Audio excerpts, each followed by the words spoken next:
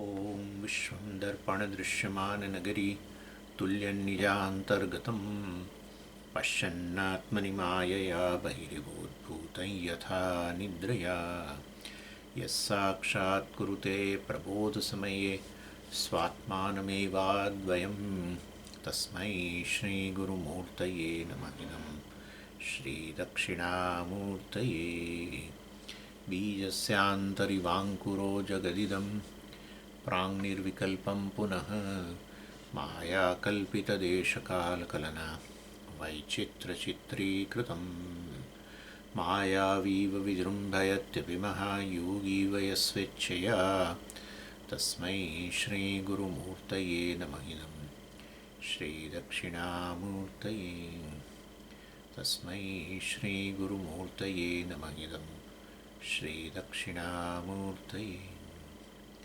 ॐ सहना भवतु सहनौ भुनक्तु सह वीर्यङ्करवावहै तेजस्विनावधीतमस्तु मा विद्विषावहै। ॐ शान्तिः शान्तिः शान्तिः।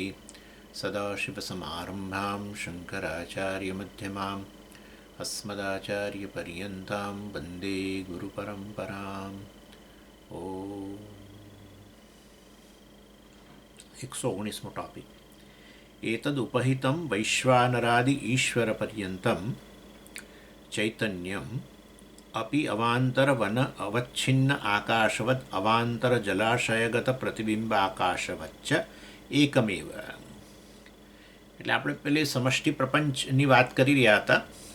ઈશ્વર સૃષ્ટિની વાત ચાલે છે ને, અને ઈશ્વર સૃષ્ટિની અંદર સ્થૂળ પ્રપંચ, સૂક્ષ્મ પ્રપંચ અને કારણ પ્રપંચ. કારણ પ્રપંચ એટલે માયા.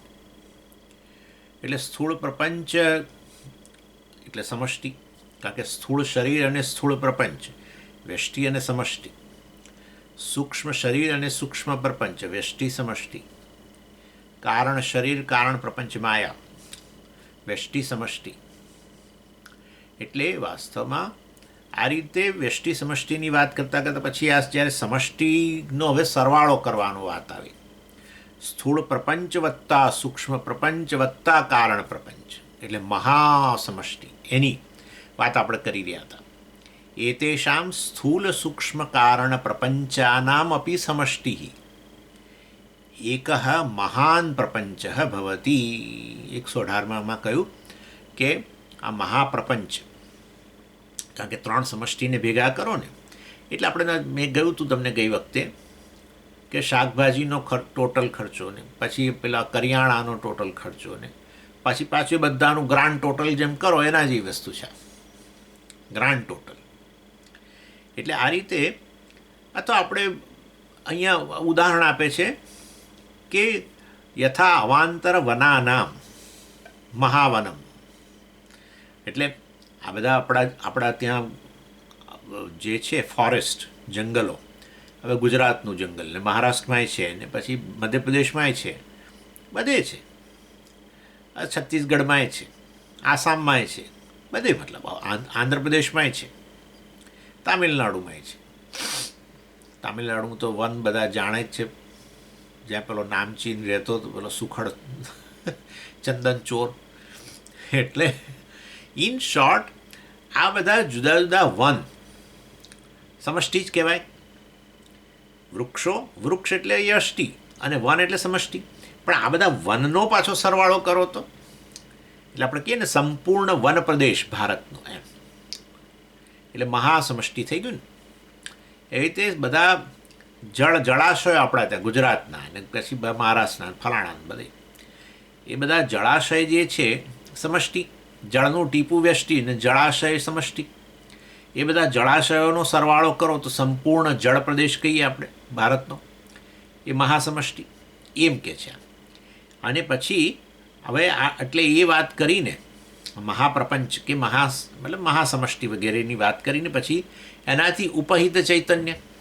ગઈકાલે જ મેં તમને કહ્યું કશું પણ તમે કહો ને એટલે તમારે કહી દેવાનું મિક્સર છે, મિશ્રણ, બધી જ વસ્તુ મિશ્રણ મિશ્રણ મિશ્રણ મિશ્રણ મિશ્રણ મિશ્રણ મિશ્રણ મિશ્રણ મિશ્રણ મિશ્રણ મિશ્રણ. કોનું મિશ્રણ? મારું અને નામરૂપનું મિશ્રણ. બધું બધું એટલે બધું. ડીએનએ, હા, એ મારું અને નામરૂપનું મિશ્રણ. That's it. સત્ય મિથ્યાનું મિશ્રણ. જગત એટલે શું? સત્ય મિથ્યાનું મિશ્રણ, અધ્યારોપ. એટલે કારણ કે મને ના લાવો તો જગતની વાત જ થાય એમ નથી. ચૈતન્યને ના લાવો તો જગતની વાત જ ક્યાં થાય એમ છે. હા, એટલે જગતની વાત કરવી હોય, આ સમગ્ર મેટરમાંથી ચૈતન્ય ઉત્પન્ન થયું કહેનારા લોકો બુદ્ધિ વગરનાઓ વિચારતા નથી કે મેટરનું અસ્તિત્વ ચૈતન્ય વગર તમે મેટર વિશે વાત જ ન કરી શકો, દ્રવ્ય વિશે. એટલે એમાંથી ચૈતન્ય, આ બ્રેઇનની એ તો એક ફિનોમિના છે ને, મગજની એક ફિનોમિના છે, ન્યુરોકેમિકલ ફિનોમિના છે ચૈતન્ય. તો ચૈતન્ય વગર વાત જ ન થઈ શકે. એટલે બધું મિશ્રણ મિશ્રણ મિશ્રણ મિશ્રણ. પણ સમજી, મારા મનની વૃત્તિ મિશ્રણ, મારી ઇન્દ્રિયો મિશ્રણ મિશ્રણ મિશ્રણ છે. એ જાણવું એમના વેદાંત પહેલો તબક્કો. અને મિશ્રણમાંથી હું જ સત્ય છું, બાકી તો ખાલી દેખાવ છે, એ બીજો તબક્કો. આત્મ વિવેક પહેલું, અને બીજું આત્મા જ છે, બાકી બીજું કશું છે નહીં. That's it. આત્મા જ છે, હું ચૈતન્ય જ છું, બાકી કશું છે નહીં. બાકી કશું છે નહીં એટલે દેખાવ છે એમ. બાકી કશું છે નહીં એટલે શૂન્ય? ના, એવું નહીં. દેખાવ, જે વસ્તુ અનુભવો છો એ બધો દેખાવ છે, બસ મારું. આ રીતે. એટલે એ હવે તમારે અહીંયા કન્સેપ્ચ્યુલાઇઝેશન છે. વેદાંત સાર છે બધા કન્સેપ્ટ્સ, પણ જીવન સાથે સાંકળવાનું. એ તો કન્સેપ્ટ્સ બધા અહીંયા જ રહી જાય પછી. એટલે આ બધી સમષ્ટિ પ્રપંચની વાત કરી, સ્થૂળ સૂક્ષ્મ કારણ પ્રપંચ, એટલે પછી ચૈતન્ય તો લાવવું જ પડે. એટલે એનાથી ઉપહિત ચૈતન્ય એમ કહ્યું. ઉપહિત એટલે ઉપહિત કેમ બોલો છો? કારણ કે પેલાને ઉપાધિ કહેવાય. એટલે વાસ્તવની અંદર જે મિથ્યા વસ્તુ છે ને એને ઉપાધિ કહેવાય. નામરૂપ છે એને ઉપાધિ કહેવાય. એનાથી સંકળાયેલું ચૈતન્ય, કારણ કે એ ચૈતન્યમાં જેનું અસ્તિત્વ સિદ્ધ થાય ને.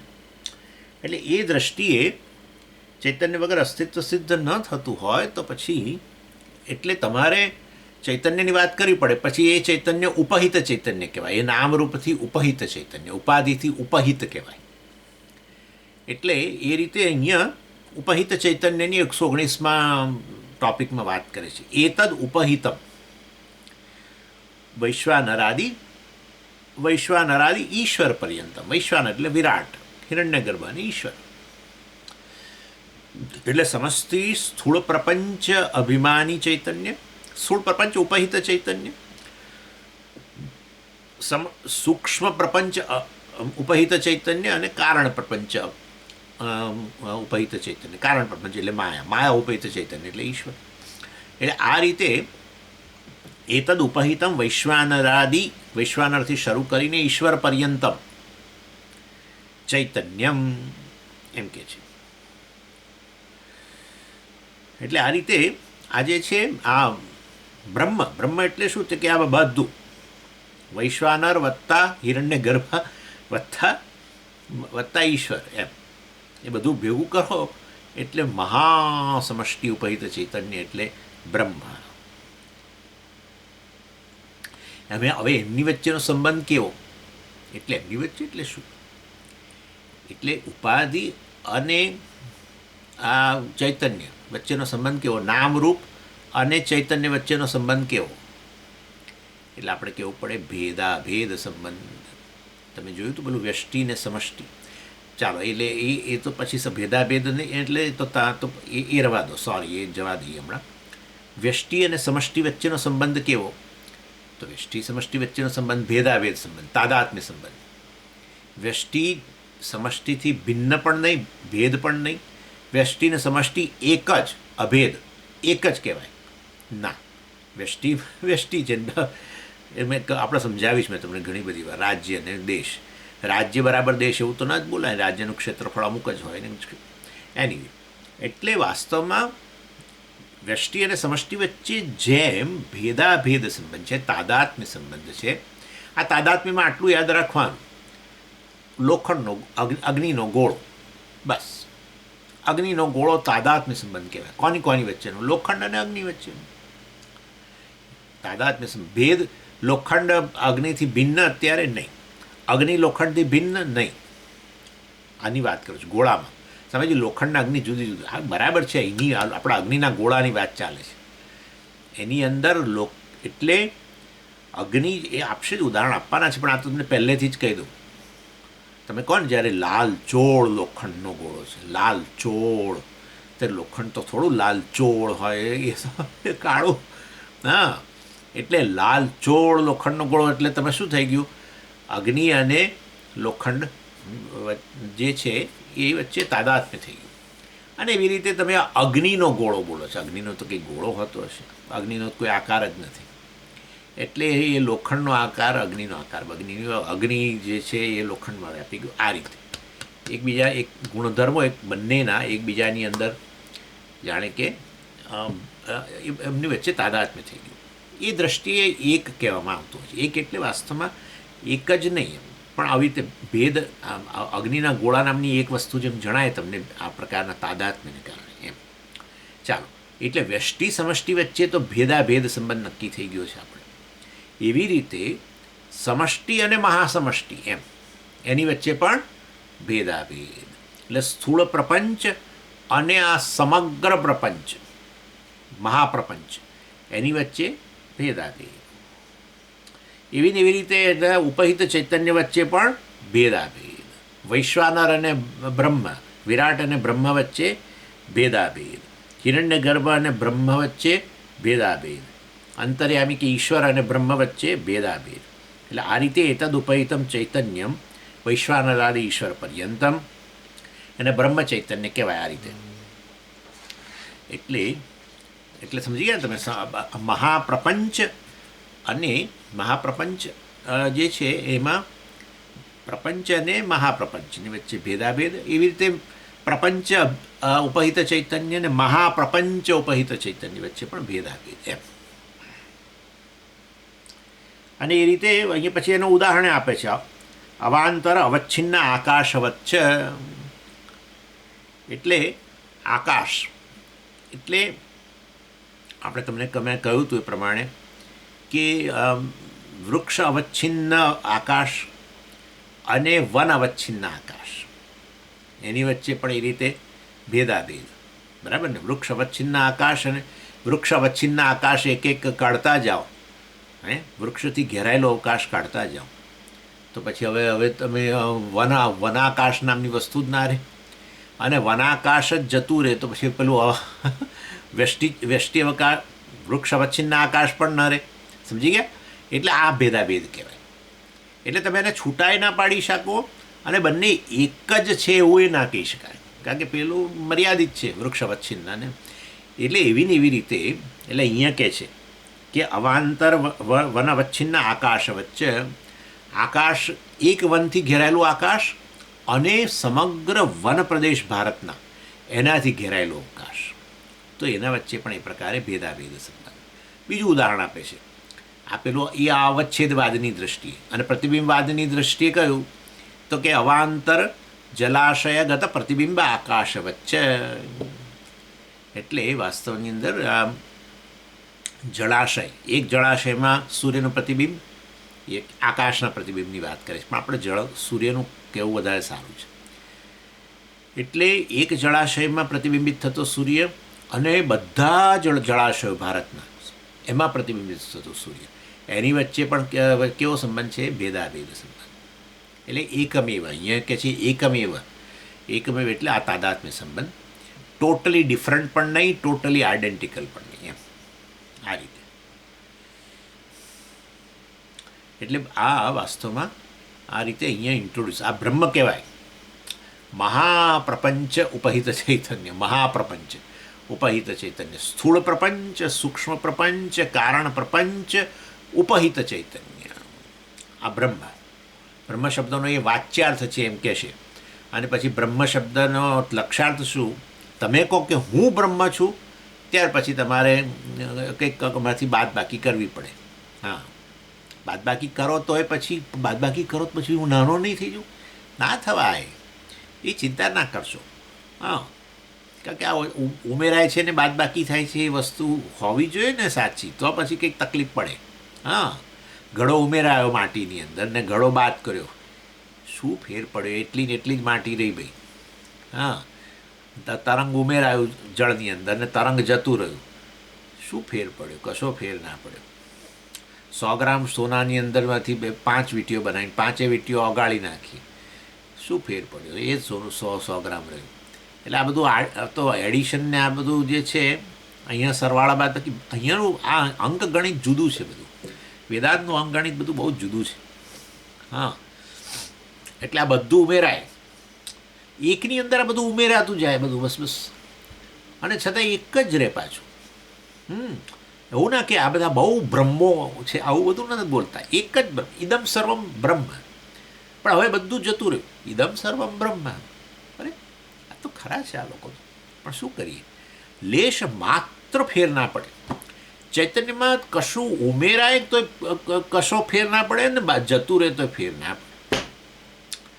વૃક્ષ, દાખલા તરીકે વૃક્ષથી સભાન છો તમે અત્યારે, સમજો, કલ્પના કરો. એટલે તમે આ કહો વૃક્ષ અવચ્છિન્ન ચૈતન્ય, વૃક્ષ જતું રહ્યું, ચૈતન્ય એનું એ જ, કશો ફેર ના પડે. કોઈ વૃત્તિ ઉત્પન્ન થાય, ક્રોધ વૃત્તિ, તો એ ચૈતન્ય એનાથી ઘેરાયેલું. ક્રોધ વૃત્તિ જતી રહે તો એ ચૈતન્ય એમનું એમ જ, લેશ માત્ર ફેર નહીં. કારણ કે મિથ્યા વસ્તુ છે ને, માટે મિથ્યા. આટલું યાદ રાખવાનું કે બધું મારામાં ઉમેરાય એનું નામ સૃષ્ટિ, બધું મારામાંથી બાદ બાકી થઈ જાય એનું નામ પ્રલય, પણ ચૈતન્ય એ ચૈતન્ય, દેટ્સ ઇટ. આ રીતે. એટલે હવે 120માં એમાં કહે છે, આભ્યામ મહાપ્રપંચ ઉપહિત ચૈતન્યાભ્યામ તપ્તાય પિંડવત અવિવિક્તમ સત અનુપહિતમ ચૈતન્યમ સર્વમ ખલ્વિદમ બ્રહ્મ ઇતિ મહાવાક્યસ્ય વાચ્યમ ભવતી વિવિક્તમ સત લક્ષ્યમ ભવતી. અવિવિક્તમ સત એ વાચ્યમ ભવતી, વિવિક્તમ સત લક્ષ્યમ ભવતી. જુઓ, એટલે હવે બ્રહ્મ શબ્દ હવે આવ્યો, બરાબર ને? મહાપ્રપંચ પહેલાં કહી દીધું, સમષ્ટિ સમષ્ટિ સમષ્ટિ, મહાસમષ્ટિ એટલે મહાપ્રપંચ. અને પછી મહાપ્રપંચ ઉપહિત ચૈતન્ય પણ કહ્યું. અને એ મહાપ્રપંચ ઉપહિત ચૈતન્યનું નામ બ્રહ્મ છે એમ કરીને અહીંયા કહે છે. પ્રપંચ શબ્દ ઘણી જગ્યાએ આવે, પણ છાંદોગ્યનું વાત કરે છે બ્રહ્મ શબ્દ.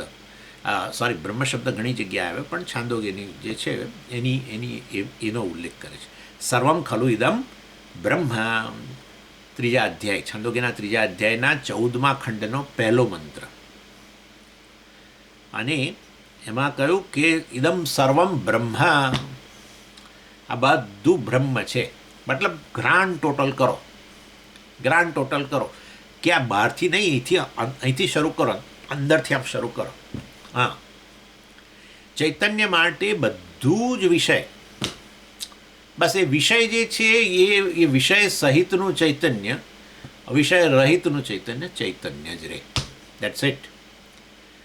એટલે પહેલાં પહેલું તો શું? અંતઃકરણ. ઓ ચાલો, અંતઃકરણ એકાલે જ કહી દીધું મેં, અંતઃકરણ. તો અંતઃકરણ જે છે ઉમેરાયું. તમે કહો અંતઃકરણ છે, તો અંતઃકરણ ચૈતન્ય છે વાસ્તવમાં. ચૈતન્ય વગર તો અંતઃકરણ છે એવું બોલાય જ નહીં. એટલે અંતઃકરણ સહિતનું ચૈતન્ય, બરાબર. તો અંતઃકરણ લય પામી જાય તો સમજ ચૈતન્ય ન રહે. ક્યાં બાત. એટલે presence or absence of what? Mind. તો પણ તમે ચૈતન્ય. એટલે અંતઃકરણ સહિતનું ચૈતન્ય, અને પછી એમાં વૃત્તિ સહિતનું ચૈતન્ય, તમારી મેમરી સહિતનું ચૈતન્ય, લાગણીઓ સહિતનું ચૈતન્ય, આ બધું ઘણું બધું. ભૂખ સહિતનું ચૈતન્ય, કે ચૈતન્ય વગર ભૂખ છે એવું બોલાય જ કેવી રીતે? ચૈતન્ય વગર ભૂખ છે એવું બોલી શકશો? ના બોલી શકાય. એટલે વાસ્તવમાં ભૂખનું અસ્તિત્વ ચૈતન્યમાં, અને તરસનું અસ્તિત્વ છે. આ સર્વવ્યાપી પણ આ છે. સામાન્ય રીતે આમ કરતા હોય છે, આ બધું બ્રહ્મ છે, આ બધું. એટલે અહીંનું ને એ નહીં, એટલે પછી બ્રહ્મજ્ઞાન થાય જ નહીં. કદી બ્રહ્મજ્ઞાન ના થાય. આમ બ્રહ્મ કોણ? એટલે પછી બ્રહ્મજ્ઞાનનો પહેલો પહેલું જે પગથિયું હતું ને એ જ ચૂકી ગયા.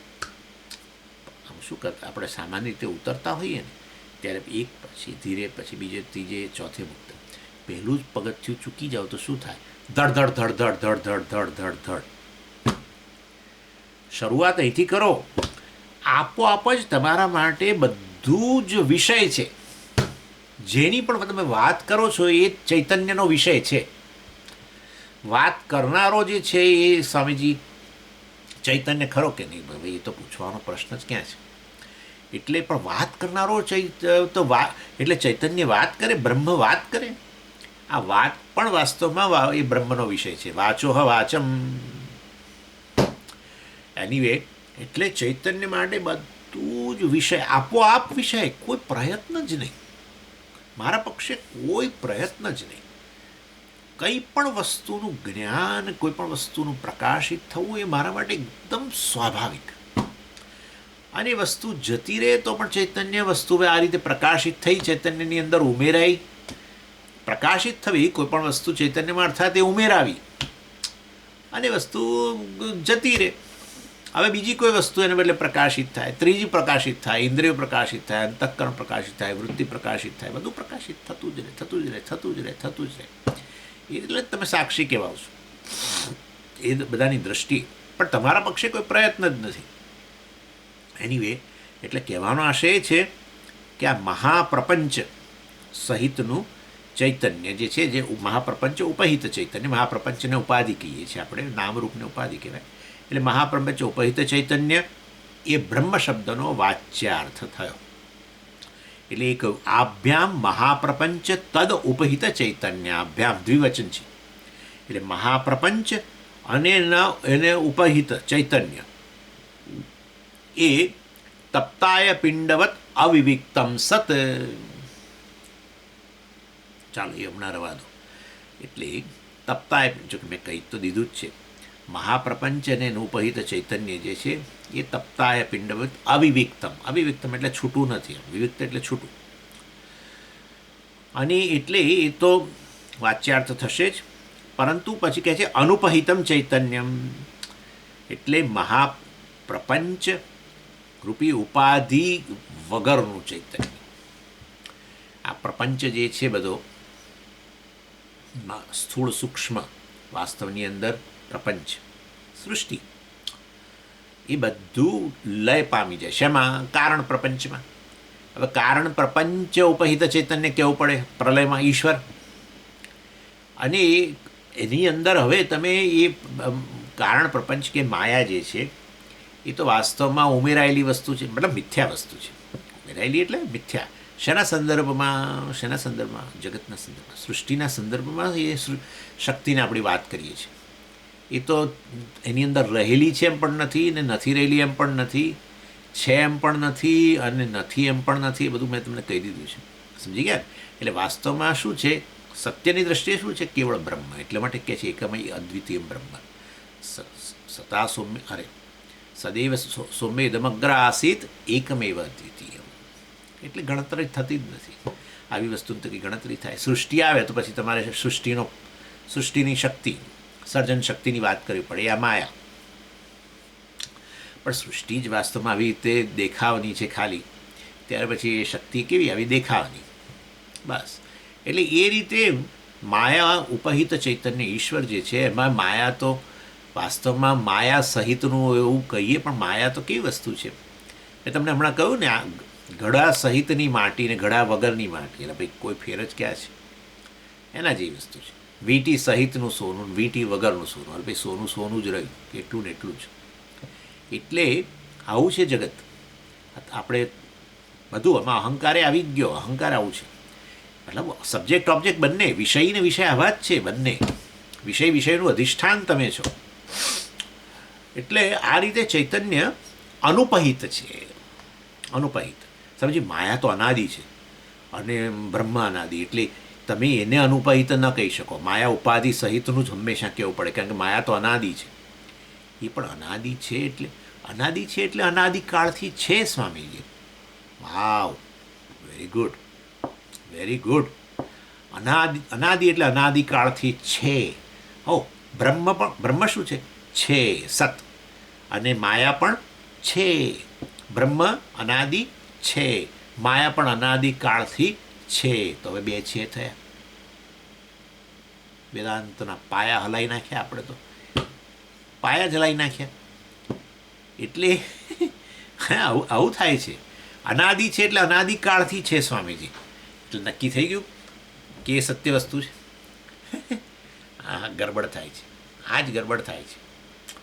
એટલે વાસ્તવની અંદર જેના આદિની કદી વાત જ ન કરી શકાય, હોવી જોઈએ ને.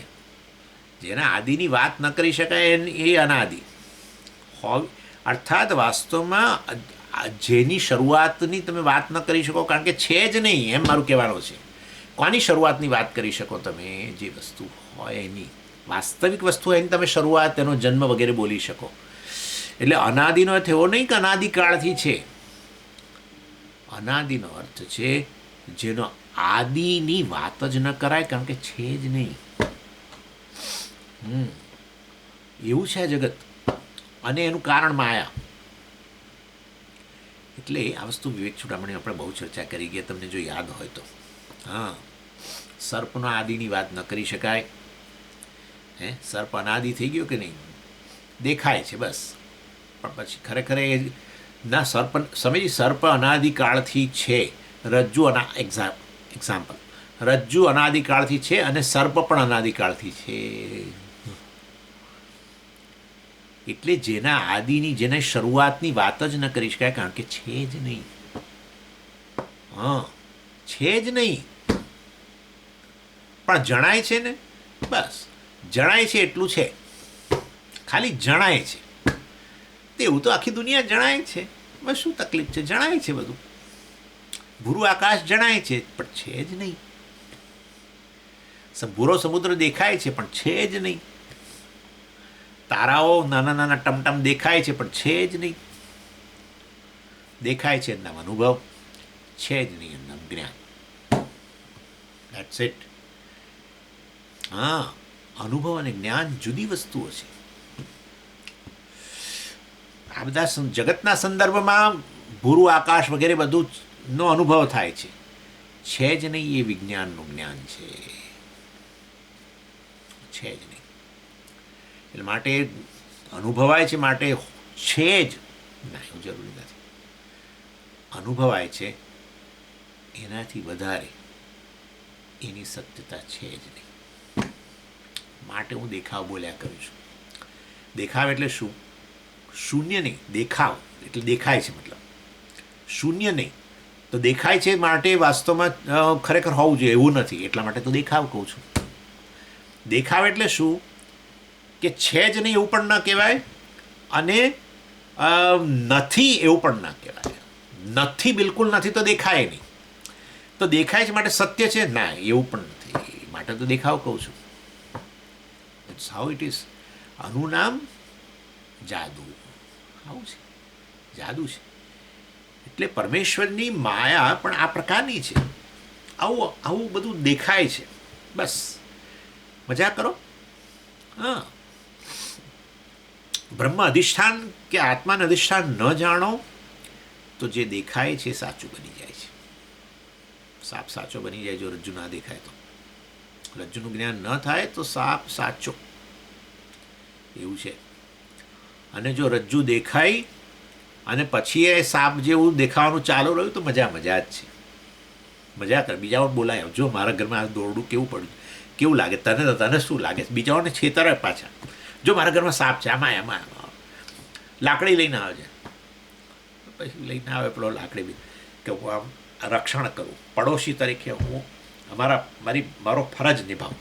ચાલો, એટલે લઈને આવે, પડોશીને બોલાય આપણે. બધી મજાક. વેદાંત ત્યારે જ મજાક બને જ્યારે અધિષ્ઠાનને જાણી લો. અધિષ્ઠાનને ન જાણો તો આ જે દેખાય છે એ દોચક બની જાય, બોજો બની જાય. જીવન બોજો છે બહુ મોટા ભાગના લોકો માટે. એવું છે, એક વસ્તુ યાદ રાખો, જીવન જીવવાનું છે આ દેખાવોની વચ્ચે જ જીવવાનું છે. દેખાવોની વચ્ચે જ. એ દેખાવનું નામ જ ઈશ્વર સૃષ્ટિ. That's it. One has to live within apparent. એ સમજ તો પછી જીવન કોનું છે? દેખાવાનું જીવન છે, અહંકારનું દેખાવ. એ તો એક ચૈતન્યથી એને કશું ના હોય તો વળી આ જીવન શું ને કોનું જીવન ને કોના કર્મો ને શું? આ બધું દેખાવ. આખું તમારું જીવન એક દેખાવોની વચ્ચે, જીવન તમારું પોતાનું જીવન, તમે કહેવાતા એક જીવનું પણ આ જીવન, જીવ પણ દેખાવ, અને જેની વચ્ચે જીવો પરિસ્થિતિઓ, બધો દેખાવ. One has to live one's life in apparent only. પરંતુ એક વસ્તુ કે ઈશ્વર સૃષ્ટિની વચ્ચે રહેતા હો ત્યારે બધું ઈશ્વરની ગ્રેસ છે. બસ ગ્રેસ, ઈશ્વરની કૃપા જ છે. સમગ્ર જીવન, મારું જીવન અને મારી આસપાસની પરિસ્થિતિઓ, જે આ ઈશ્વર સૃષ્ટિ, આ બધો દેખાવ, એ કેવળ ઈશ્વરની કૃપા છે. ઈશ્વરની આ પ્રકારની અભિવ્યક્તિ છે. ઈશ્વરની કૃપા એટલે શું? આપણા કર્મને પરિણામે છે. અર્થાત આ જીવન મળ્યું છે એ કર્મને પરિણામે આસપાસની પરિસ્થિતિઓ, બધું ભલે દેખાવ, પરંતુ એ બધું ઈશ્વરની કૃપા. અને એ રીતે મજા. નહીં તો જીવન બોજો બની જાય. આપણું શરીર બોજો બની જાય છે, મન બોજો બને છે, બધું બોજો બને, કારણ કે એની પાછળની વસ્તુ દેખાતી નથી. ગઈકાલે મેં તમને કહ્યું પ્રમાણે આકાશ ને પ્રકાશ કદી નોંધ જ ન લઈએ, કારણ કે જે સામાન્ય વસ્તુ છે, સર્વવ્યાપી વસ્તુ છે, એની નોંધ જ નથી લેતા. ચૈતન્યની બહાર કશું સિદ્ધ થતું નથી. ચૈતન્ય સર્વવ્યાપી, ચૈતન્યની નોંધ જ ન લઈએ, અને ત્યાર પછી જે ચૈતન્યમાં જેનું અસ્તિત્વ થાય છે એ વસ્તુ તમારા માટે બોજો બની જાય. કારણ કે ચૈતન્ય થકી એનું અસ્તિત્વ સિદ્ધ થાય છે ખબર નથી, કારણ કે ચૈતન્ય છે એ નથી ખબર. તો પછી એ વસ્તુ જ સત્ય બની ગઈ, એનું અસ્તિત્વ સ્વતંત્ર માનો છો, માટે સત્ય બની ગઈ એ વસ્તુ. અને માટે પ્રત્યેક વસ્તુ, એક વૃત્તિ પણ ઉત્પન્ન થાય, તમને બોજો લાગે એકદમ, અરે બાપરે આ બોજો, પણ વિચારતા નથી કે એ વૃત્તિ શેમાં પ્રકાશિત, વૃત્તિનું અસ્તિત્વ શેમાં છે. અને આ સમગ્ર જગત જે છે, આ જે દેખાવ છે, બદલાયા જ કરે છે, સતત બદલાય છે, બધું સતત બદલાય છે. શરીર સતત બદલાય છે, મન સતત બદલાય છે, ઇન્દ્રિયો સતત બદલાય છે, બાહ્ય જગત સતત બદલાય છે. કોઈ એને પકડી શકતું જ નથી. ખુદ ઈશ્વર ના પાડે છે. ઈશ્વર કે છે, આ જે હું આ સૃષ્ટિના રૂપમાં જણાવું છું, આ ઈશ્વર સૃષ્ટિ જેની અત્યારે આપણે વાત કરી રહેલા છે, એ આવો જ છે, આવું જ રહેશે. કારણ કે એ માયા થકી હું આવું દેખાઉં છું, અને માયાનું આવું બધું પરિણામ સતત ચાલ્યા જ કરે છે. પ્રવાહ નિત્યત્વ છે, પ્રવાહ નિત્યત્વ. સૃષ્ટિથી લય અબજો વર્ષો સુધી આવું, વળી પાછો લય, પાછું લયની અંદર પાછો બદલાવ, ધીરે રહીને વળી પાછી સૃષ્ટિ ચાલ્યા જ કરે છે. ઇન શોર્ટ, આ દેખાવ છે વસ્તુ જોઈ લઈએ કે હું જે જીવન જીવું છું, આખી આ બધી અવસ્થાઓને આ ધરાવતો એવો હું, અહંકાર, દેખાવ, અને આ બધી અવસ્થાઓ, દેખાવ, અને મારી આસપાસની પરિસ્થિતિઓ, બધો દેખાવ, જાગ્રત જગત, સ્વપ્ન જગત, આ બધું કેવળ દેખાવ. દેખાવ હોય તો એનું સત્ય શું? ચૈતન્ય, જેની બહાર કશું સિદ્ધ ન થાય. ચાલો, એની વે તો બહુ, એટલે કહેવાનો આશય છે આ રીતે, કારણ કે આ બધા કન્સેપ્ટ છે ને, એટલે પછી એને જીવન સાથે સાંકળવાનો થોડોક પ્રયત્ન કરું છું. એની વે, એટલે મહાપ્રપંચ જે છે સહિતનું ઉપહિત ચૈતન્ય અને અનુપહિત ચૈતન્ય, ઉપાધિ વગરનું અનુપહિત ચૈતન્ય. કારણ કે આ તો આ કહેવાયું પહેલાં વિદ્યારણ્ય સ્વામીએ પણ કહ્યું, અને પુરુષ સૂક્તમાં આવ્યું કે વાસ્તવમાં આ તો આ માયા જે છે એ તો બ્રહ્મનો એક અંશ છે. ભગવાને પણ કહ્યું વિભૂતિ યોગની અંદર, આઈ થિંક, આ સમગ્ર જગત મારા એક અંશની અંદર સ્થિત છે.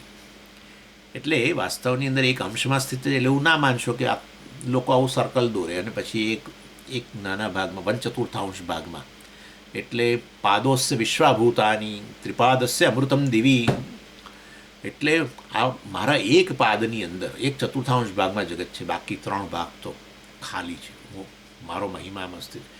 આવું નહીં. અર્થાત આ કહેવાતું મહાસમષ્ટિ પણ જે માયા એનું કારણ, એ વાસ્તવની અંદર એને આવરીને રહેલું ચૈતન્ય જે છે એ કે એટલું એનું થોડું છે. વાસ્તવમાં અવકાશ તો, અરે અનુપહિત ચૈતન્ય જે છે એ તો અનેક ગણું મોટું. એવું એવું કહીએ છીએ એવું ઠીક નથી, પરંતુ અનુપહિત ચૈતન્ય જે છે એ જ વાસ્તવિકતા છે. અહીંયા તમારે રિયાલિટી સત્યની દ્રષ્ટિએ જોવાનું. ઉપહિત ચૈતન્ય છે એ તો આમે સત્ય ન કહેવાય, અનુપહિત ચૈતન્ય છે. ઉપાધિ સહિતનું ચૈતન્ય સત્ય થોડું છે. જેમ કે આપણે હમણાં જ મેં તમને આવું ઉદાહરણ આપ્યું કે એક વન પ્રદેશથી ઘેરાયેલું અવકાશ, બીજા વન પ્રદેશથી ઘેરાયેલો અવકાશ, એ બધાનો સરવાળો કરો, બધા જ વન પ્રદેશથી ઘેરાયેલું અવકાશ બરાબર. પણ અવકાશ એટલું જ છે? ના, વન પ્રદેશથી નથી ઘેરાયેલું એવું પણ અવકાશ છે જ. એ રીતે એટલે અહીંયા અનુપહિત ચૈતન્ય કહે છે. અનુપહિત એટલે ઉપહિત નહીં તેવું. એનીવે, અને એટલે બંને રીતે વાસ્તવમાં મહાપ્રપંચ ઉપહિત ચૈતન્ય એટલે કે અવચ્છિન્ન ચૈતન્ય કહો અવચ્છેદવાદની દ્રષ્ટિએ, અથવા મહાપ્રપંચ પ્રતિબિંબિત ચૈતન્ય કહો.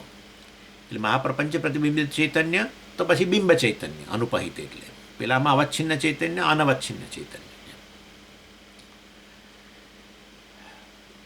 એટલે આ ઈશ્વર સૃષ્ટિ છે એનો અહીંયા સમાપન થઈ રહ્યું છે.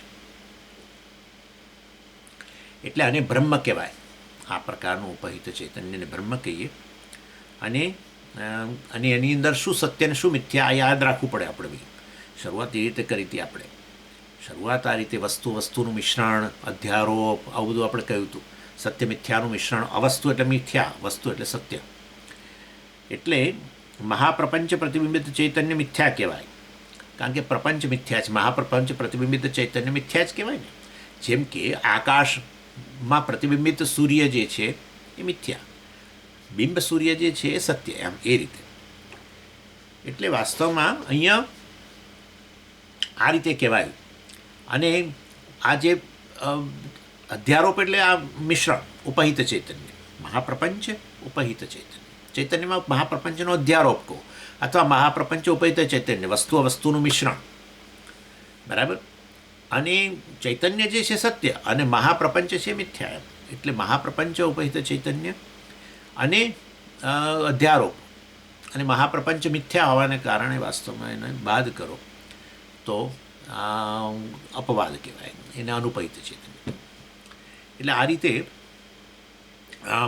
અધ્યારોપ અપવાદની પ્રક્રિયાથી છેવટે આપણે આ વસ્તુને સમજી શકીએ. એ અનુપહિત ચૈતન્યને તુરીય કહેવાય. માંડુક્યમાં એને તુરીય કહ્યું. પહેલાં પેલું કહ્યું કે આત્માનું પહેલો પાદ છે, વિશ્વ અને વિરાટને વગેરે વગેરે. અને પછી આત્માનો દ્વિતીય પાદ છે એ તૈજસ અને હિરણ્યગર્ભ કહ્યું. આત્માનો તૃતીય પાદ છે એને પ્રાજ્ઞ અને ઈશ્વર કહ્યું, બરાબર ને. અને પછી આત્માનો ચોથો પાદ કહ્યું. ચોથો પાદ એટલે આ ત્રણેય ઉપાધિ વગરનું, એટલે વાસ્તવમાં સ્થૂળ સૂક્ષ્મ કારણ શરીર રહિતનું, સ્થૂળ સૂક્ષ્મ કારણ પ્રપંચ રહિતનું અનુપહિત ચૈતન્ય, અનુપહિત આત્મા, એને તુરીય કહેવાય.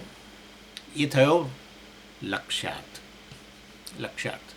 કારણ કે તમે જ્યારે તત્વમસી વગેરે જ્યારે કહો, મહાવાક્ય વિચારમાં તત્વમસી વગેરે જ્યારે કહો, ત્યારે આપોઆપ જ તમે તત અને ત્વમને સરખાવાના છો. તત એટલે હવે વાસ્તવની અંદર આ બધા ઉપહિત ચૈતન્ય સહિતનો બ્રહ્માંડ એ હું છું એવું ન બોલાય. એટલે એ મિથ્યા છે દૂર કરો. મિથ્યા દૂર કરવું એટલે કશું કંઈ દૂર થોડું થાય. મિથ્યા કદી દૂર ના થાય. મિથ્યાને મિથ્યા સમજાય. તરંગ જળનું મિશ્રણ જ રહેવાનું છે, પરંતુ તરંગ મિથ્યા છે, જળ જ એની અંદર રહેલું છે, એ સત્ય વસ્તુ છે. એનાથી બહાર તો કેવળ દેખાવ છે જળનો. એટલે એ વસ્તુ તમે સમજો એમના મિથ્યા. આમ દૂર કરવું સ્વામીજી, એની અંદરથી આમ કાઢી નાખવાનું બધું. એટલે પેલું અનુપહિત રહે, આ બધા ઉપાધિ કાઢી નાખવાની.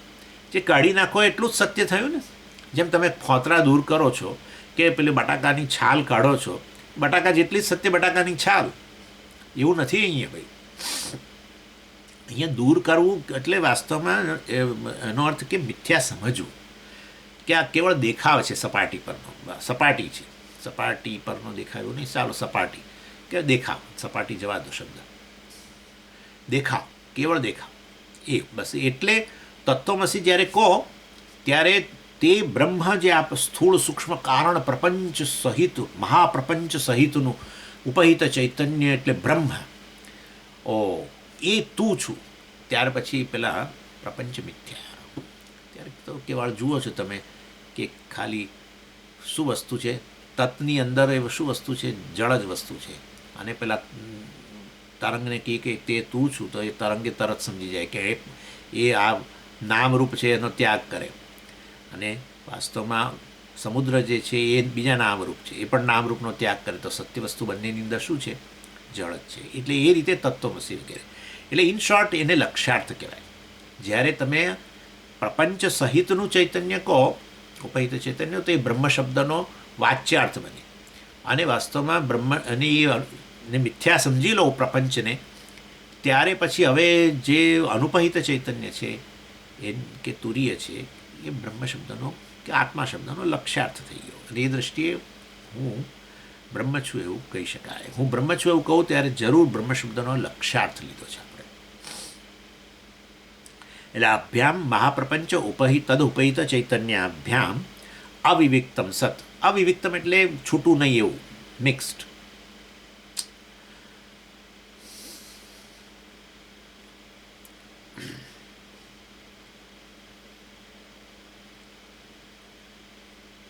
મિક્સ્ડ એટલે હવે સમજો છો ને, સત્ય મિથ્યાનું મિશ્રણ. બસ પ્રપંચ મિથ્યા અને મહાપ્રપંચ સહિતનું ચૈતન્ય. એટલે ચૈતન્ય તો સત્ય વસ્તુ છે.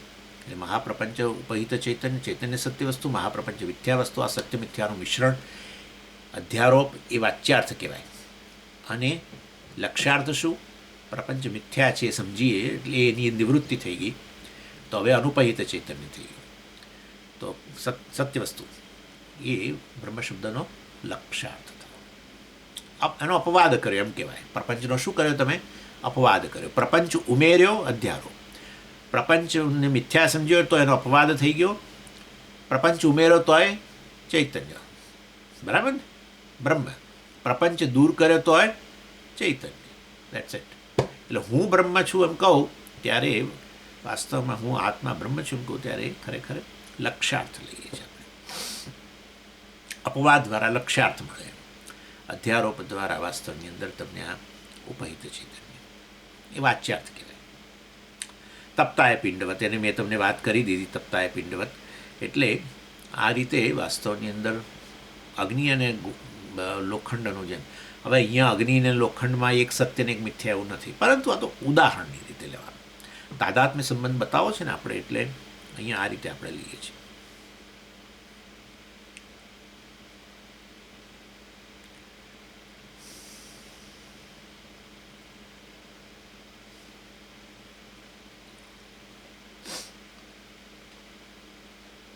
એટલે અહીંયા કહ્યું, એટલે અનુપહિતમ ચૈતન્યમ સર્વમ ખલુ ઇદમ બ્રહ્મ ઇતિ વાક્ય મહાવાક્યસ્ય વાચ્યમ ભવતી વિવિક્તમ સત લક્ષ્યમ ભવતી. અવિવિક્તમ હોય, મિશ્રણ હોય સત્યમિથ્યાનું, તો પછી આ એટલે પ્રપંચ સહિતનું ચૈતન્ય એવું બ્રહ્મ જે છે, મહાપ્રપંચ સહિતનું ચૈતન્ય વાચ્યાર્થ. વિવિક્તમ સત, છૂટું કરી દો. છૂટું એટલે મિથ્યા સમજી જાઓ પ્રપંચને, તો પછી હવે આ વિવિક્તમ, આવું છૂટું પડેલું અનુપહિત ચૈતન્ય છે બ્રહ્મ શબ્દનો લક્ષ્યાર્થ. અને એ તમે ક્લેમ કરો.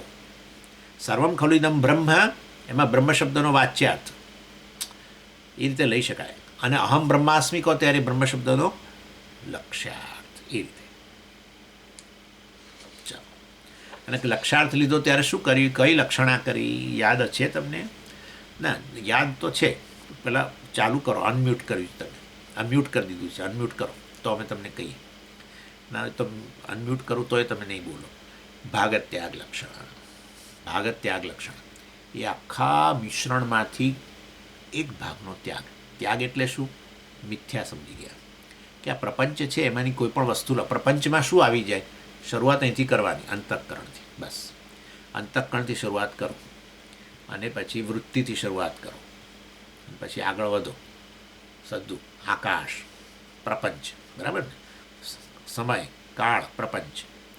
સૂર્ય, ચંદ્ર, ફલાણું, ઢીકણું, પ્રપંચ, પ્રપંચ, પ્રપંચ, પ્રપંચ, પ્રપંચ, પ્રપંચ, પ્રપંચ. પણ પ્રપંચ સહિતનું ચૈતન્ય, પ્રપંચ તમે બોલો એટલે ચૈતન્ય આવી ગયું ને. હવે જવા દો નહીં તો. હા, આ બોલનારો જે છે એના વગર કશી વસ્તુ તમે કશું અસ્તિત્વ જ નહીં થાય નક્કી. જવા દો. એટલે ચૈતન્ય વગર ન થાય. એટલે પ્રપંચ કહ્યું ત્યારે તમારે મિશ્રણ સમજી જવાનું. તમે મને જુઓ છો ત્યારે જ બે વસ્તુ જોઈ રહ્યા છો, એ તમારે બે વસ્તુ છે નક્કી થઈ જાય છે. એ તમે ગણકારતા નથી નક્કી, બરાબર છે, પરંતુ ખરું આકાશ વગર તમે મારું અસ્તિત્વ ક્યાં નક્કી કરવાના છો? ત્યાં પ્રકાશ વગર મારું અસ્તિત્વ. એટલે ભગવાને 13મા અધ્યાયની અંદર આત્માને સમજાવવા માટે, આત્માનું સ્વરૂપ સમજાવવા માટે 2 જ ઉદાહરણ લીધા, આકાશ અને પ્રકાશ. 13મા અધ્યાયમાં અને બિલકુલ બરાબર લાગુ પડે છે. જેમ પ્રકાશ વગર વસ્તુનું અસ્તિત્વ નક્કી ન થઈ શકે. વસ્તુ હોય પણ અંધારું હોય તો નક્કી ન થઈ શકે, પડેલું હોય તો. કે આકાશ વગર વસ્તુનું અસ્તિત્વ, કારણ કે આકાશ બધાને સમાવીને રહેલું છે, એટલે આકાશ ના હોય તો વસ્તુનું અસ્તિત્વ જ નક્કી ના થઈ શકે. એવી રીતે પરમાત્મા વગર, બ્રહ્મ વગર, આત્મા વગર, ચૈતન્ય વગર વસ્તુનું અસ્તિત્વ નક્કી ના થાય. અને આવી ભાગત્યાગ લક્ષણા કરો ત્યારે વાસ્તવની અંદર આત્મા વિવેક કરતાં કરતાં છેવટે હું સત્ય છું અને બાકીનું બધું મિથ્યા છે, મારા જ્ઞાનનો વિષય મિથ્યા છે અને હું જ સત્ય છું. આવું બધાની અંદર જાગ્રત કાળે, સ્વપ્ન કાળે, સુષુપ્તિ કાળે હું જ સત્ય, બાકી બધું મારા જ્ઞાનનો વિષય. એ અજ્ઞાન એટલે કારણ શરીર કે કારણ પ્રપંચ, અને આ સ્વપ્નાવસ્થા એટલે સૂક્ષ્મ શરીર કે સૂક્ષ્મ પ્રપંચ, અને આ જાગ્રત અવસ્થા સ્થૂળ શરીર ને સ્થૂળ પ્રપંચ, બધું મિથ્યા. બસ. અને હું જ સત્ય. આવું તમે કહો, અર્થાત હું સર્વવ્યાપી સત્ય, કશાથી પ્રભાવિત નથી થતો, દેશકાળની મર્યાદાથી પર. દેશકાળ પણ મારા જ્ઞાનના વિષયો છે. દેશકાળનું અસ્તિત્વ મારામાં સિદ્ધ થાય છે. મારું અસ્તિત્વ કાળમાં સિદ્ધ નથી થતું, કાળનું અસ્તિત્વ મારામાં સિદ્ધ થાય છે. દેશનું અસ્તિત્વ મારામાં સિદ્ધ નથી થતું. દેશ મારાથી સભાન નથી, હું દેશથી સભાન છું. કાળ મારાથી સભાન નથી, હું કાળથી સભાન છું. જે જેનાથી સભાન એ વાસ્તવમાં એનું અસ્તિત્વ નક્કી કરે છે. જે જેનાથી સભાન એનું અસ્તિત્વ નક્કી કરે એવું છે. ઇનફેક્ટ આપણા બેની અંદર પણ તમે મારું અસ્તિત્વ સિદ્ધ કરો છો, બાય ધ વે. હા, હું બોલું નહીં કશું, અને કોઈ કશું હલચલ કશું જ ના કરું, તમે અસ્તિત્વ સિદ્ધ કરો છો. તમે ચેતન તમારી ઇન્દ્રિયો દ્વારા મને જ્ઞાનનો વિષય બનાવીને તમે કહો છો સ્વામી છે, સામે સ્વામી છે. કેમ છે એમ તમને જેવું પૂછું કારણ એની સાથે કહો સ્વામીજી હું તમને જોઈ રહ્યા છીએ. જોઈ રહ્યા છીએ તો કોણ જુએ છે? સ્વામીજી આંખો જ જુએ ને. અરે આંખોની પાછળ જોનારો બીજું બેઠું છે ભાઈ. અને આંખોને જોવાની શક્તિ ચક્ષુષ ચક્ષુહુ એ વાસ્તવની અંદર એ ચૈતન્ય છે. એટલે તમે અસ્તિત્વ સિદ્ધ કરો છો, હું અસ્તિત્વ સિદ્ધ નથી કરતો. હું બોલું તો પછી એમ થાય કે હું અસ્તિત્વ, પણ બાકીની તો નહીં. આવું છે. ચાલો. અને એટલે આને મોક્ષ કહેવાય. હું બ્રહ્મ છું, સર્વવ્યાપી બ્રહ્મ છું, સર્વવ્યાપી ચૈતન્ય છું, કાળ રહિત, દેશની મર્યાદાઓ રહિત, કાળની મર્યાદાથી રહિત. એવં વસ્તુની અવસ્થારોપ અધ્યારોપ સામાન્યને પ્રદર્શિત. એવં આ રીતે 121માં કહે છે અધ્યારોપ એટલે આ બીજા લેવલનો અધ્યારોપ, બરાબર ને, જેને સામાન્ય અધ્યારોપ કહેવાય. સામાન્ય અધ્યારોપ કેમ? કારણ કે ઈશ્વર સૃષ્ટિની વાત થાય છે, જે બધા માટે સામાન્ય છે. ઈશ્વર સૃષ્ટિમાં બધો અધ્યારોપ જ છે, મેં કહી દીધું. મિશ્રણ મિશ્રણ મિશ્રણ મિશ્રણ મિશ્રણ મિશ્રણ મિશ્રણ, વસ્તુ અવસ્તુનું મિશ્રણ, સત્ય મિથ્યાનું મિશ્રણ, આત્માનું મિશ્રણ. બસ આ રીતે ઈશ્વર સૃષ્ટિ જે છે, આખી ઈશ્વર સૃષ્ટિ આ અમારા હાથથી માંડીને બધું. અને આ બોલનારો પણ, બોલવાનું જેને કારણે શક્ય છે ચૈતન્યથી સત્ય વસ્તુ, બાકી બધું એનાથી અભિન્ન વસ્તુનું મિશ્રણ. આ રીતે આ બીજા સ્તરનો અધ્યારોપ અમે તમને આ બતાવ્યો. અને તમે ક્યાંય સંસાર તો આવ્યો જ નહીં, એ જ છે ને. હવે ત્રીજા સ્તરના અધ્યારોપમાં સંસાર આવશે. જીવ સૃષ્ટિ, આ ઈશ્વર સૃષ્ટિ, વસ્તુનું મિશ્રણ જે છે, સત્ય મિથ્યાનું મિશ્રણ. હવે ક્યાંય સમજ ક્યાં રાગ દ્વેષ કેવું તો આવ્યું નહીં આમાં. એટલે હવે આવશે, પણ હવે આવશે કે ભાઈ અરે એક આશય, હું ચૈતન્ય નહીં, હું તો આ છું. અરે પછી આ કહી દીધું એટલે પછી હવે જગતમાં કેટલીક વસ્તુઓ પ્રિય, કેટલીક વસ્તુ અપ્રિય. પછી શરૂ થાય. એકવાર આત્માને આત્મા કહેવાને બદલે અનાત્માને આત્મા કહી દો, એ જ જીવ પણ. અને એ જીવ આવ્યો એટલે પછી બધું શરીરને અનુકૂળ મને અનુકૂળ, શરીરને પ્રતિકૂળ મને પ્રતિકૂળ. અને એ રીતે તમારા શરીરને અનુકૂળ એ વસ્તુ તમને પ્રિય, તમારા શરીરને પ્રતિકૂળ તમને રાગ દ્વેષ. એટલે રાગ દ્વેષ જુદા. જીવ સૃષ્ટિ અને રાગદ્વેષમાંથી સંસાર આવે, આખો આખો સંસાર. એટલે વસ્તુની અવસ્થારોપ, વસ્તુ પર અવસ્તુનો આરોપ, અર્થાત સત્ય મિથ્યાનું મિશ્રણ. પદર્શિત, અમે તમને આ દ્વિતીય સ્તરનો અધ્યારોપ જે છે, પ્રથમ સ્તરનો અધ્યારોપ કયો? ઈશ્વર અને જીવ એ વસ્તુનું મિશ્રણ, બરાબર ને? ચાલો એ હમણાં તમને પછી એનો પેલો સાર આપું ત્યારે કહી દઉં. 2 અધ્યાયનો સાર આપવો પડશે ને, આ બીજો અધ્યાય.